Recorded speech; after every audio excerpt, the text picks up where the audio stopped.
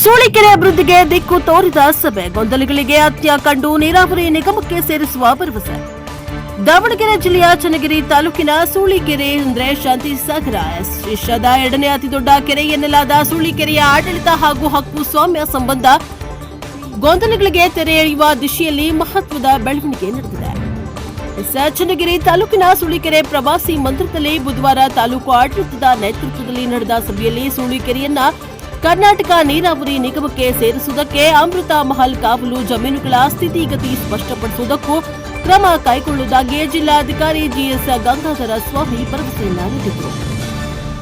ಸದ್ಯ ಸೂಳಿಕೆರೆ ನೀರಾವರಿ ಇಲಾಖೆಯ ಮೂಲಕ ನಿರ್ವಹಣೆಯಾಗ್ತಾ ಇದ್ರು ದಾಖಲೆಗಳ ಪ್ರಕಾರ ಪಶು ಸಂಗೋಪನೆ ಇಲಾಖೆಯ ಅಡಿಯಲ್ಲಿ ಹಾಗೂ ಅಮೃತ್ ಮಹಲ್ ಕಾವಲು ವ್ಯಾಪ್ತಿಯಲ್ಲಿ ಸೇರಿದೆ ಎಂಬ ವಿಷಯ ಗೊಂದಲಕ್ಕೆ ಕಾರಣವಾಗಿತ್ತು. ಈ ಸಂಬಂಧ ವಿವಿಧ ಇಲಾಖೆಗಳ ಮಧ್ಯೆ ಸ್ಪಷ್ಟತೆ ಕೊರತೆಯಿಂದ ಅಭಿವೃದ್ಧಿ ಕಾರ್ಯಗಳು ವಿಳಂಬವಾಗ್ತಾ ಇರುವುದಾಗಿ ಸಭೆಯಲ್ಲಿ ಅಭಿಪ್ರಾಯ ವ್ಯಕ್ತವಾಯಿತು.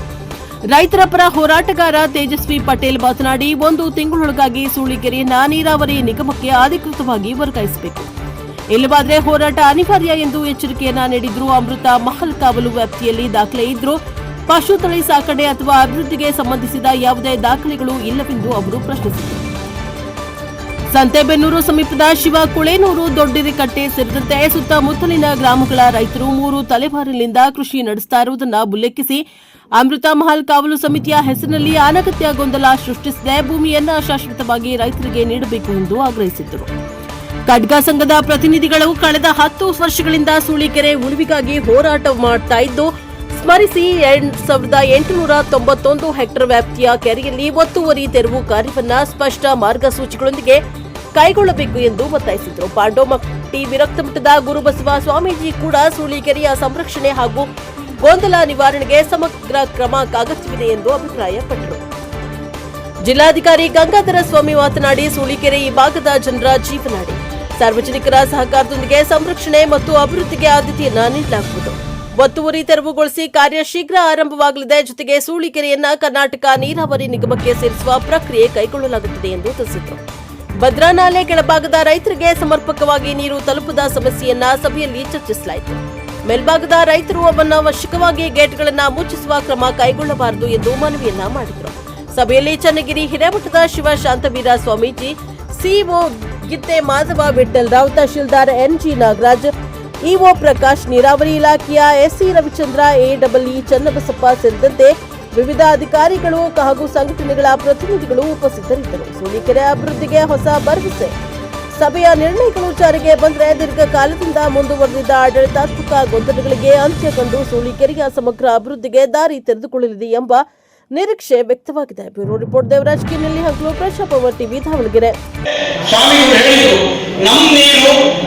ನಮಗೆ ಬೇಕು ಅಂತ ಒಂದೇ ದಿನ ಸರ್ ಇದಕ್ಕೆ ಅವಕಾಶ ಜಾಸ್ತಿ ಸಿಗಕ್ಕಿಲ್ಲ ಅಂತ ಒಂದು ಹೆಜ್ಜೆ ನಾವು ತಗೊಳ್ಳೋದು ಅನ್ನೋದನ್ನ ಈ ಸಭೆಯಲ್ಲಿ ನಾವು ಎಲ್ಲರೂ ಮನವಿ ಮಾಡ್ತಾ ಮುಂದಿನ ದಿನಗಳಲ್ಲಿ ನಮ್ಮ ತಾಲೂಕಿಗೆ ಬೇರುಗಳು ಹೋರಾಟಕ್ಕೆ ಒಂದು ಒಳ್ಳೆ ನಿರ್ಣಯ ತಗೋಬೇಕು ಅಂತ ಜಿಲ್ಲಾಧಿಕಾರಿಗಳಿಗೆ ಮನವಿ ಮಾಡ್ತಾ ಸ್ವಾಮಿಗಳ ಆಶೀರ್ವಾದ ಈ ಒಂದು ಪೂರ್ತಿ ತೀರ್ಮಾನ ಆಗತಕ್ಕ ನಮ್ಮ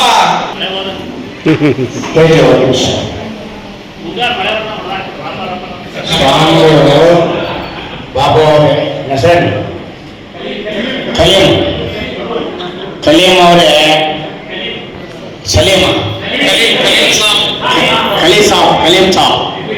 ಯಾವ್ದೋ ಒಂದು ಸಾಬ್ ಬಿಡಿ. ನಾವು ಸಾಬ್ರಿಗೆ ಏನು ಸಮಸ್ಯೆ ಏನಿಲ್ಲ ನೋಡಿ. ನಾನು ಮೊದಲನೇ ಸಾಂಪ್ರದಾಯಿಕವಾಗಿ ಪ್ರಾಸ್ತಾವಿಕವಾಗಿ ಮಾತಾಡಿದ್ದು ಅದನ್ನೇ, ನಿಮ್ಮ ಸಹಾಯ ನಿಮ್ಮ ಸಹಕಾರ ಬೇಕು ಅಂತ ಹೇಳಿದರೆ ನಿಮ್ಮ ಸಂಘಟನೆಗಳು ಕೆರೆ ಉಳಿಸೋದಕ್ಕೆ, ಕುಡಿಯೋ ನೀರನ್ನ ಕಲುಷಿತ ಆಗದ ರೀತಿಯಲ್ಲಿ, ಮಲಿನ ಆಗದ ರೀತಿಯಲ್ಲಿ ಹೋರಾಟ ಮಾಡೋದಕ್ಕೆ ಎಲ್ಲ ಸಂಘಟನೆಗಳ ಸಹಕಾರವೂ ನಮ್ಗೆ ಬೇಕು. ಯಾಕೆಂದ್ರೆ ಪ್ರತಿದಿನ ನಾವು ಕಾಯೋದಕ್ಕೆ ಆಗೋದಿಲ್ಲ. ನೀವು ಏನಾದರೂ ಆಗ್ತಾ ಇದೆ ಅಂತ ಹೇಳಿದ್ರೆ ನಮಗೆ ಬಹಳ ಅನುಕೂಲ ಆಗ್ತದೆ. ಹಾಗಾಗಿ ನಿಮ್ಮನ್ನು ಯಾವತ್ತೂ ನಾವು ವಿಶ್ವಾಸ ತೆಗೆದುಕೊಂಡೇ ನಾವು ಮಾಡ್ತೀವಿ. ಈಗ ಯಾರ್ಯಾರು ಕೆರೆ ಒತ್ತುವರಿ ಆಗಿದೆ ನಿರ್ದಾಕ್ಷಿಣ್ಯವಾಗಿ ಕಾಲಮಿತಿಯಲ್ಲಿ ಶೀಘ್ರದಲ್ಲೇ ತೆರವು ಕೂಡ ಪಡ್ತೇವೆ. ಅದಕ್ಕೆ ಸಂಘರ್ಷಕ್ಕಿಂತ ಹೆಚ್ಚಾಗಿ ತಾವೇನೆ ಸ್ವಯಂ ಪ್ರೇರಿತವಾಗಿ ಮಾಡಿಕೊಳ್ಬೇಕು ಅಂತ ನಿಮ್ಮ ಅಣ್ಣ ತಮ್ಮಂದಿರಿಗೆ, ಸಹೋದರರಿಗೆ ತಾವು ಹೇಳ್ಬೇಕು ಅಂತ ಜಿಲ್ಲಾಧಿಕಾರಿಗಳು ತಿಳಿಸ್ತಾ ಇದ್ದಾರೆ ಅಂತ ಹೇಳಿ. 2 ನಿಮಿಷ ಸರ್ ಮಾತಾಡ್ತಾರೆ.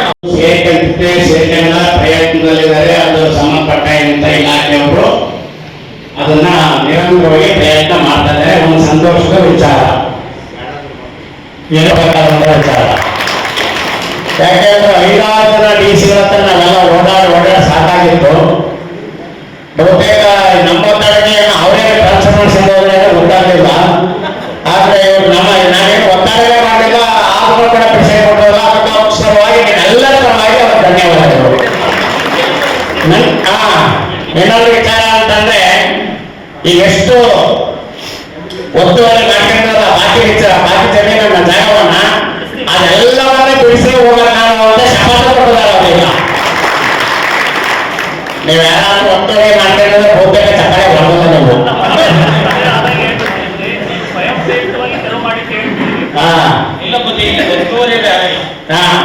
ಸರಿ ಸರಿ ಅದು ಈಗೆಲ್ಲ ಇಷ್ಟೆಲ್ಲ ಸಾಕು, ಇಷ್ಟ ಆಗಿತ್ತಲ್ಲ. ಇನ್ನ ಜಾಸ್ತಿ ಟಿವಿಗಿಂತ ಬೇಗ ಪ್ರಚಾರ ಆಗ್ತೀಗ. ಇಲ್ಲ, ಈ ಮೀಟಿಂಗ್ ಸಾಕಷ್ಟು ಸೌಂಡ್ ಮಾಡುತ್ತೆ. ಆ ನಂತರದಲ್ಲಿ ನೋಡಿ, ಎಲ್ಲರೂ ಅವರೇ ಆದಂತ ಶಿವಪ್ಪಣ್ಣವರು ವಿಶೇಷವಾಗಿರ್ತಕ್ಕಂಥ ಪ್ರಸ್ತಾಪ ಆಗಿರ್ತಕ್ಕಂಥ ವಿಚಾರ.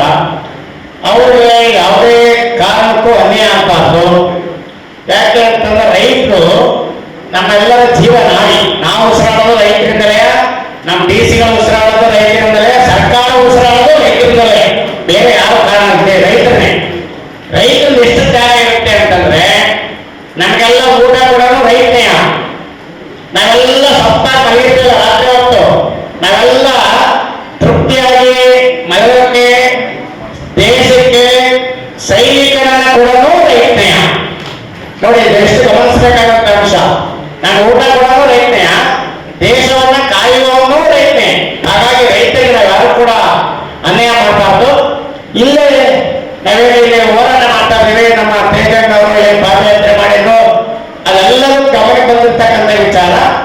ಇನ್ನೊಂದು ಜಿಲ್ಲಾಡಳಿತ ಗಮನಕ್ಕೆ ತರಂತ ವಿಚಾರ ಏನು ಅಂತಂದ್ರೆ, ನಮ್ಮ ಸಂಘ ಏನಿದೆ, ಖಡ್ಗ ಸಂಘ ಏನಿದೆ, ಈ ವಿಚಾರದಲ್ಲಿ ಸಾಕಷ್ಟು ಹೋರಾಟವನ್ನು ಮಾಡಿದೆ, ಪ್ರತಿಭಟನೆಯನ್ನ ಮಾಡಿದೆ, ಧರಣಿ ಮಾಡಿದರೆ, ಪಾದಯಾತ್ರೆಯನ್ನ ಮಾಡಿದರೆ.